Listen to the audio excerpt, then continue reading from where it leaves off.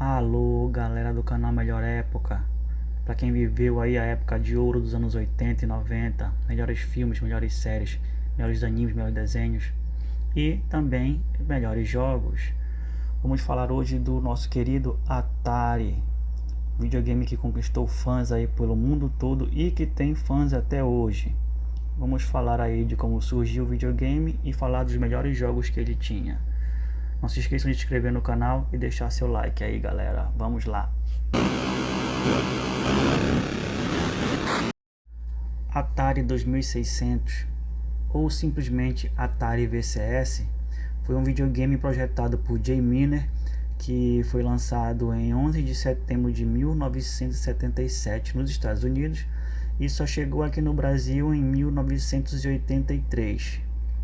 E para quem está saudoso aí, em março de 2017, a Tectoy lançou o Atari Flashback 7, que é baseado no Atari 2600. O console ele traz 101 jogos na memória e ele não aceita cartuchos. A empresa Atari ela foi fundada por Nolan Bushnell e por Ted Dabney em 1972.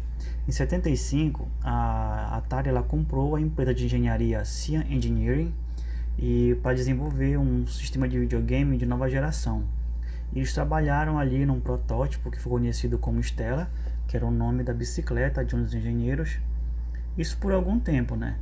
Porque diferente das máquinas de gerações passadas, usavam lógica de programação própria e fixa, né, para rodar um pequeno número de jogos, eles queriam que o núcleo do Stella fosse um CPU mais completo e iam utilizar então o famoso MOS Technology 6502. É uma versão reduzida, claro, para cortar custos ali, que ficou conhecido como 6507. Era um combinado aí com um chip de RAM, de entrada e saída, um chip de display, som de design próprio, que ficou conhecido como TIA, que é a sigla de Television Interface Adapter, né, que é adaptador de interface de televisão. E além disso ele tinha mais ali uns 3 chips, umas versões mais baratas e tudo. O design inicial não era para ser baseado em cartucho, só que depois deles verem um sistema de cartucho falso, né, em outra máquina, então os engenheiros imaginaram que eles poderiam colocar os jogos em cartuchos, né, por um preço até bacana. Em agosto de 76, a Fairchild Semiconductor liberou o seu próprio sistema, né, que era baseado em uma CPU, que era o Channel F. O Stella ainda não estava pronto, né, para produção, mas ficou claro ali que eles deveriam fazer isso quanto antes que outros produtos similares chegassem ali ao mercado. A Atari se precipitou e lançou o Pong, né? Só que não tinha dinheiro necessário para completar o sistema, né? E a venda do Pong foi diminuindo.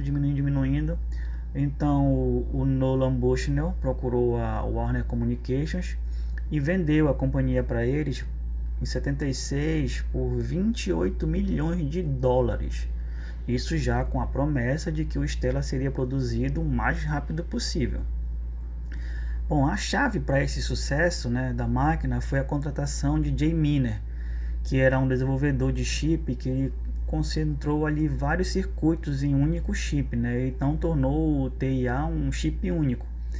Aí depois que ficou completo, que eles testaram, então estava pronto para venda.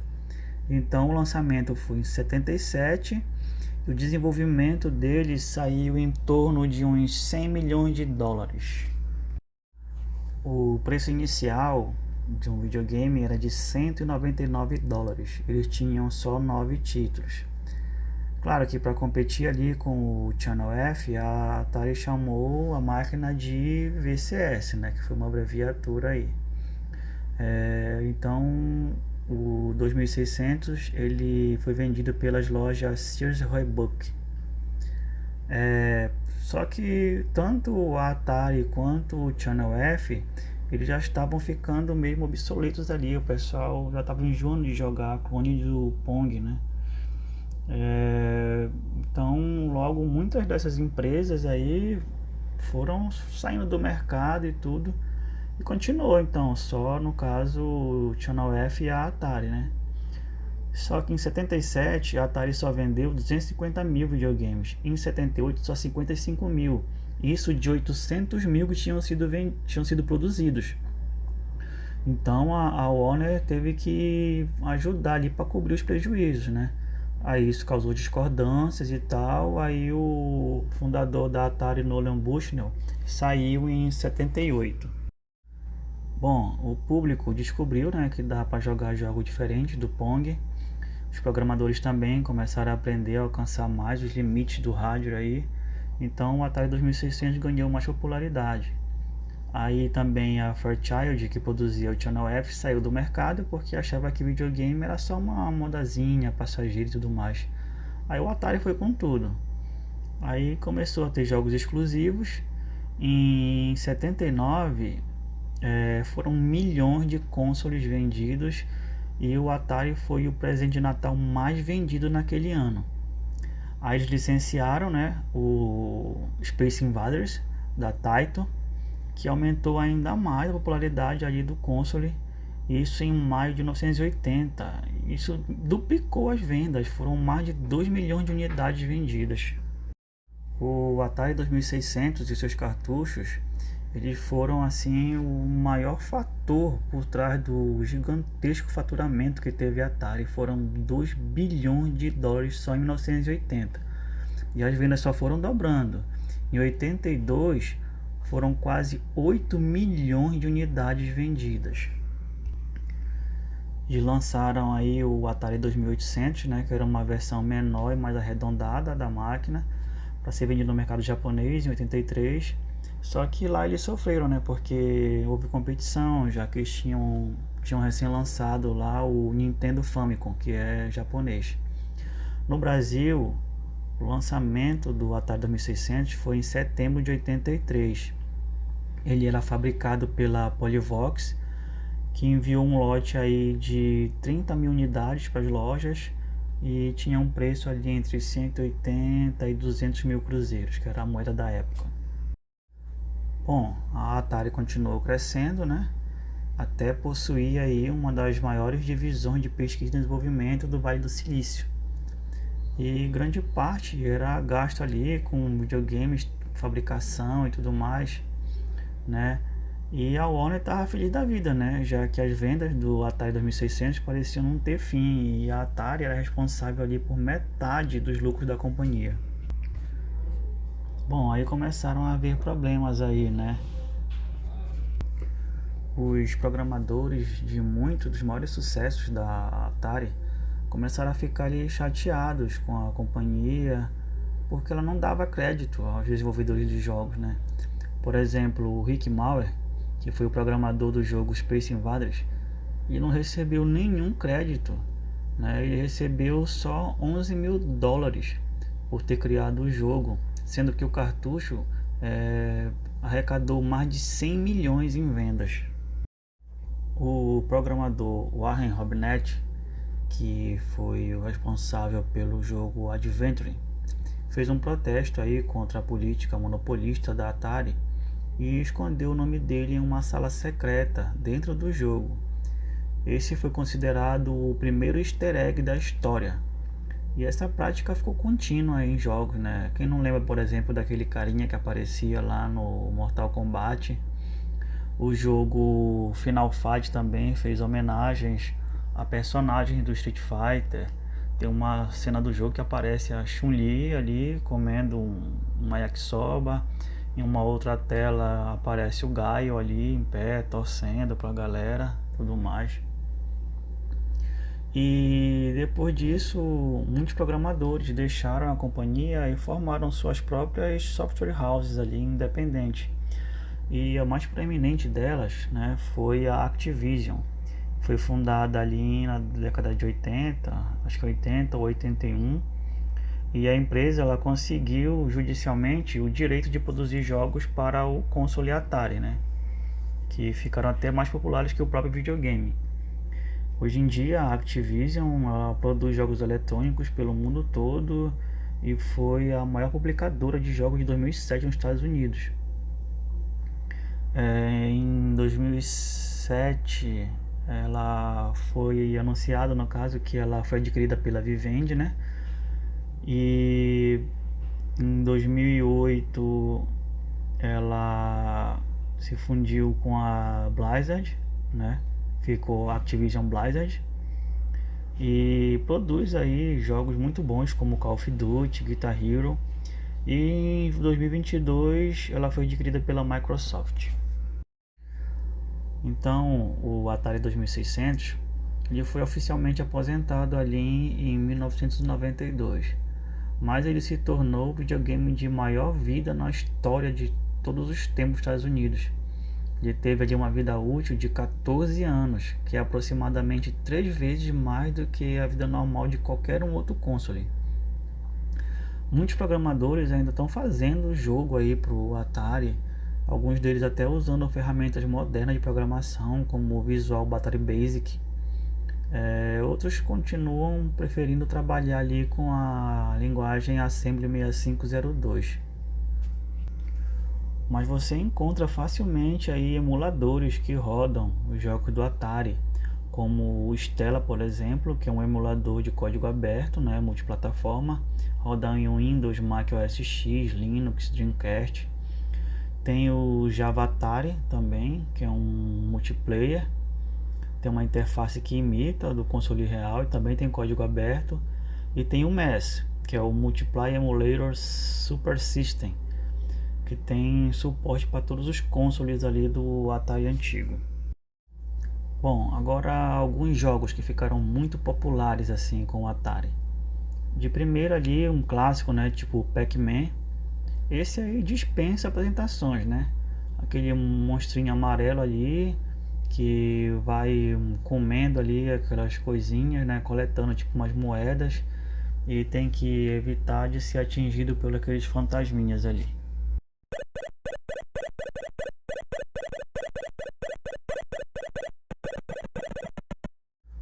O Donkey Kong, que é aquele macaco famoso, né, que ficou na Nintendo.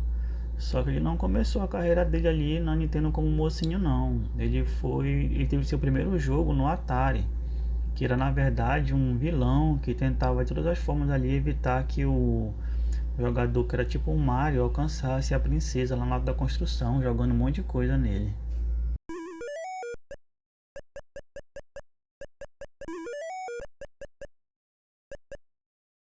O Space Invaders, que é um jogo aí também que é basicamente a cara da Atari.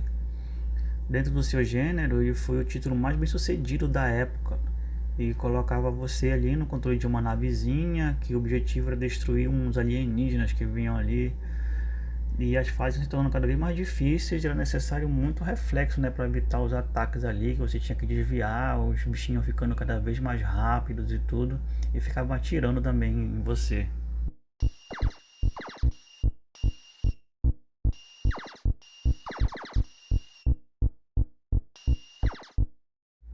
Riverhead, esse foi um dos mais inovadores do Atari. Era um jogo que eu achava muito top, adorava jogar o Riverhead. E ao contrário da maioria dos jogos de nave e avião, a tela não era fixa, né?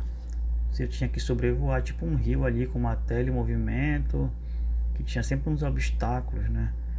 Inovou também com a possibilidade de você controlar a velocidade do avião, né? Tinha a questão de reabastecimento do avião ali, tipo uns postos de gasolina que você tinha que passar quando ele estava ficando sem gasolina. Cara, esse jogo vendeu ali mais de 1 milhão de cópias. Bom, o pessoal fala que se você destruir umas 50 pontes ali, você consegue finalizar o jogo.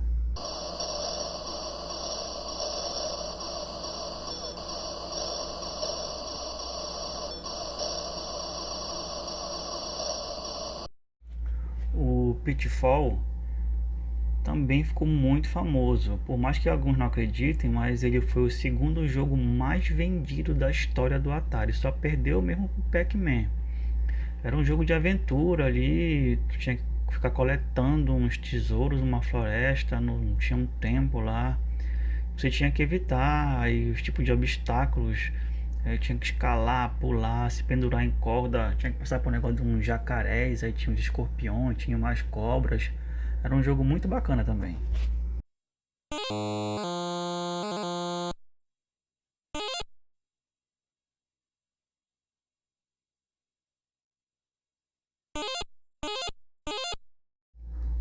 O Enduro. O Enduro era um jogo de corrida que muita gente acreditava que esse jogo não tinha fim. Teu objetivo era ultrapassar ali um número específico de carros, né, dentro do jogo. É, você não achava a linha de chegada, né? Então tinha que ir passando de fase, né? Até tu bater a meta, tal, para poder passar para outra fase. Tinha umas mecânicas inovadoras ali para a época, né? Tinha a parte de dia, a parte de noite, né? Afetava a tua visibilidade. Tinha negócio de clima que variava, né? Apesar de alguns dizerem que o jogo não tem fim, já tem outros que dizem que conseguiram chegar ao final. Você encontra alguns vídeos aí de gente no YouTube dizendo que chegou ao final do jogo.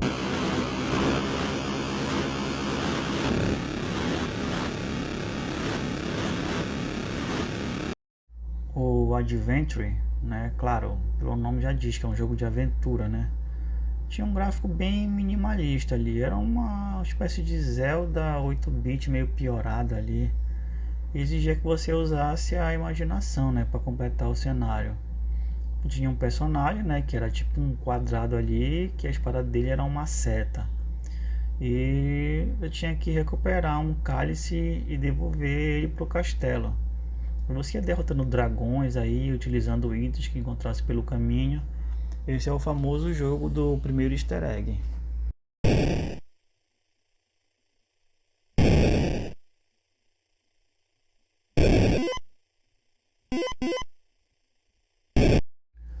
O Mega Mania era um jogo que era parecido ali com Space Invaders, só que a tela era fixa, né? Você controlava uma navezinha que tinha que destruir ali ondas e ondas de objetos, tipo hambúrguer, ferro de passar, gravata borboleta.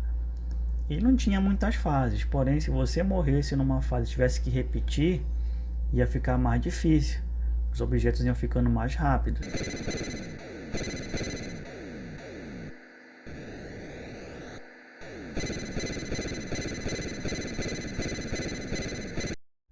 Breakout foi o primeiro jogo ali daquele gênero Breakout Game, né?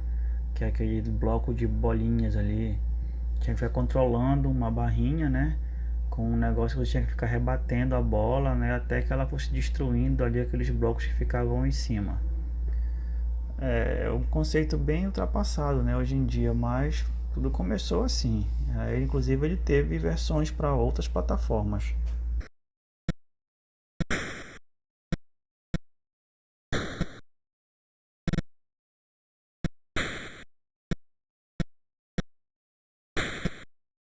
O Keystone Capers, né? Era um jogo de plataforma que você tinha que controlar um policial ali que tinha que perseguir um ladrão por dentro de uma loja.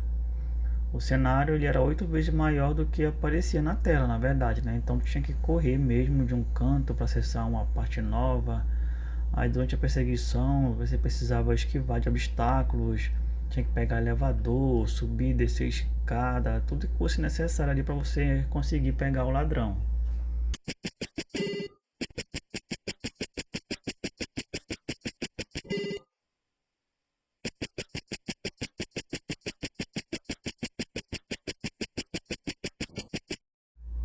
O Frogger foi um dos primeiros jogos, né, que serviu de modelo aí para diversos outros.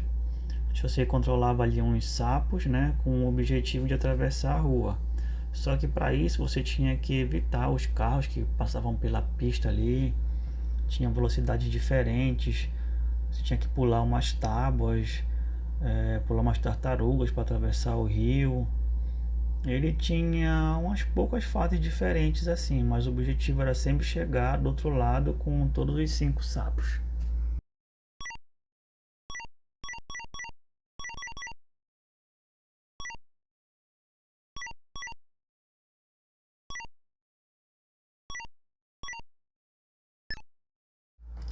Então galera, esse foi nosso vídeo de hoje. Espero que tenham gostado.